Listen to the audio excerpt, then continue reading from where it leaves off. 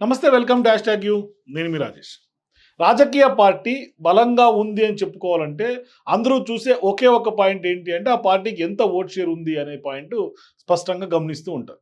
అయితే vote share అనేది రాజకీయ వ్యవహారిక భాషలో ఓట్ బ్యాంక్ అని కూడా చెప్పుకోవచ్చు. కానీ పార్టీ నిజాయితీగా ఓట్లు వేసే ఓటర్లు ఎంత ఎక్కువ మంది ఉంటే వారందరినీ కూడా ఓట్ బ్యాంక్ అనుకోవచ్చు. దాంతోటి వాళ్ళ పార్టీ ఎంత మేర బలంగా ఉంటుంది, ఎంత ఓట్ బ్యాంక్ ఉన్న పార్టీకి అంత విలువ ఎక్కువగా ఉంటుంది. మరి ఈ ఓట్ బ్యాంక్‌ను రాజకీయ పార్టీలు వివిధ పద్ధతుల్లో క్రియేట్ చేసుకుంటూ ఉంటాయి. కులం గాని, మతం, ప్రాంతం, కొంత భావోద్వేగ అంశాలు ఇట్లా ఆధారితంగా కొంత ఓట్ బ్యాంకు ఏర్పరచుకుంటుంది. సో, ప్రస్తుతం అత్యధిక పార్టీల ఓట్ బ్యాంకు కులంగానే స్పష్టంగా కనిపిస్తుంది. మరోవైపు ప్రస్తుతం దేశంలో అయినా, రాష్ట్రంలో అయినా కూడా రాజకీయ పార్టీలు బలంగా ఉన్నాయి అంటే ఖచ్చితంగా కులాల సపోర్ట్‌తోనే ఉన్నాయని చెప్పుకోవాలి. సో, ఇక తెలుగుదేశం పార్టీకి కమ్మ, బీసీ వర్గాలు అండగా ఉంటూ వస్తున్నాయి. కాంగ్రెస్ పార్టీకి ముస్లిం, దళితులు, రెడ్డి వర్గం వారు సపోర్ట్‌గా ఉంటూ ఉన్నారు. ఇక ఏపీలో వైఎస్ఆర్‌సీపీకి రెడ్డి, దళిత, ముస్లిం వర్గాల నుంచి కూడా కొంత మద్దతు లభిస్తుంది.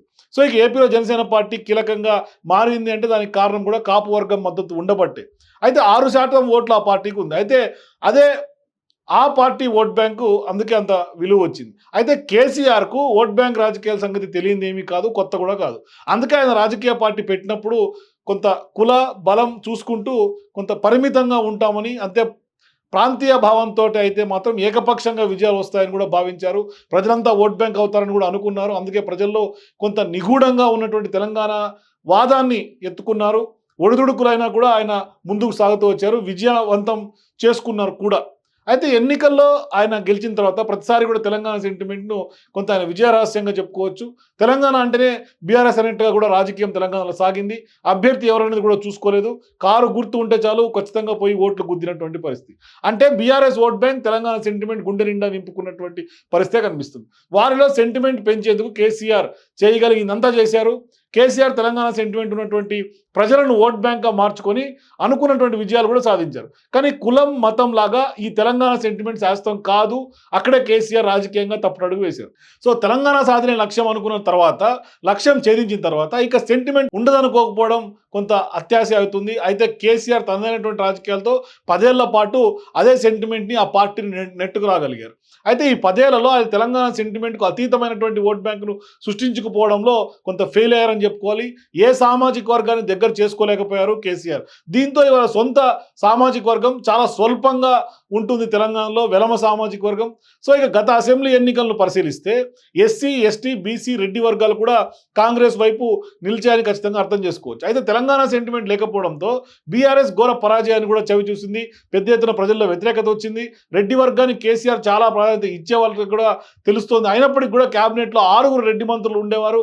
కానీ వారంతా సాంప్రదాయకంగానే కాంగ్రెస్ మద్దతుదారులుగా, అట్లాగే సెంటిమెంట్ కారణంగా బీఆర్ఎస్కు మద్దతు ఇచ్చినటువంటి పరిస్థితులు ఎక్కువ శాతం ఉంటుంది. మళ్ళీ కాంగ్రెస్ వైపు వెళ్ళిపోయారు. ఎస్సీ, ఎస్టీ రిజర్వ్డ్ స్థానాల్లో బీఆర్ఎస్ గెలిచేదేమీ లేదంటే వారు ఎంత దూరం అయ్యారో అర్థం చేసుకోవచ్చు. అయితే చివరికి బీసీల్లో కూడా ప్రధాన సామాజిక వర్గాలను కూడా కేసీఆర్ కొన్ని కీలక నిర్ణయాలు తోటి కొంత దూరం చేసుకున్నటువంటి పరిస్థితి కనిపిస్తుంది. ముదిరాజ్ లాంటి వాళ్ళకు పెద్ద సామాజిక వర్గానికి అసెంబ్లీ ఎన్నికల్లో ఒక్క టికెట్ కూడా ఇవ్వకుండా దూరం చేసుకున్నారు. పద్మశాలీలకు కూడా టికెట్ ఇవ్వలేదు. పైగా గెలవలేరు అనేది అందుకే ఆయన ఇవ్వలేదని కూడా మొహం మీదనే చెప్తూ వస్తున్నాడు. దీంతో 26-25 లక్షల మంది ఉన్నటువంటి ముదిరాజ్ ఓట్లు అత్యధికం బీఆర్ఎస్కు దూరమైంది. అలాగే 11 లక్షలకు పైగా ఉన్నటువంటి పద్మశాలి ఓటర్లు కూడా కేసీఆర్కు చిన్నచూపు చూడడంతో దూరమైనటువంటి పరిస్థితి. సో, ఇక ముదిరాజ్ నేత అయినటువంటి ఈటల రాజేందర్ను కేసీఆర్ కావాలని అవమానించారనే అభిప్రాయంలో ఆ సామాజిక వర్గం నేతలందరూ కూడా ఉన్నారు. సో, ఇక ఉమ్మడి ఆంధ్రప్రదేశ్లో కూడా తెలుగుదేశం పార్టీ బలంగా ఉండడానికి కారణం కూడా బీసీల మద్దతే.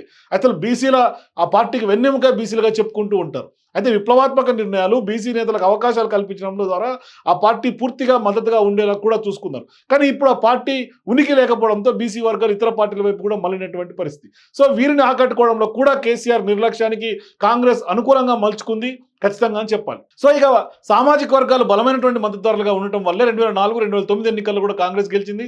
రాష్ట్ర విభజన తర్వాత 2014, 19 ఎన్నికల పైన కూడా ఈ సామాజిక వర్గాలతోటే బీఆర్ఎస్కు మద్దతుగా ఉండటంతో వరుసగా 2 సార్లు అధికారంలోకి వచ్చింది. సో, ఇక 2023 ఎన్నికల్లో కేసీఆర్ స్వయంకృతాపరాధం వల్ల మెజారిటీ సామాజిక వర్గాలన్నీ కూడా ఆ పార్టీకి దూరం అవడంతో ఓట్ బ్యాంక్ కాస్త ఖలాస్ అయిపోయింది. ఫలితం రివర్స్ అయింది. ఇప్పుడు కేసీఆర్ మళ్ళీ బీసీలని ఆకట్టుకొని బీఆర్ఎస్ ఓట్ బ్యాంక్గా మార్చుకోవాలనే ప్రయత్నాలు కూడా చేస్తున్నట్టుగా కూడా తెలుస్తోంది. అందుకే 17 పార్లమెంట్ సీట్లలో కూడా కొంత 6 సీట్లను బీసీలకి కేటాయించారు. ప్రధానంగా బీసీ ఓట్ బ్యాంక్ని కొంత గ్రిప్లో పెట్టుకోవాలని కూడా భావిస్తారు. అయితే జహీరాబాద్, నిజామాబాద్ నియోజకవర్గాలకు మున్నూరు కాపులకు కేటాయించారు. చేవేళ్ల సీట్ను ముదిరాజుకి కేటాయించారు. సికింద్రాబాద్ టికెట్ను గౌడ్లకు ఇచ్చారు. ఇక భువనగిరి విషయం తీసుకుంటే అక్కడ కూడా గొల్ల కురుమలు, హైదరాబాద్ సీట్ను యాదవ్ సామాజిక వర్గానికి కూడా ఇవాళ కేసీఆర్ కేటాయించినటువంటి పరిస్థితి.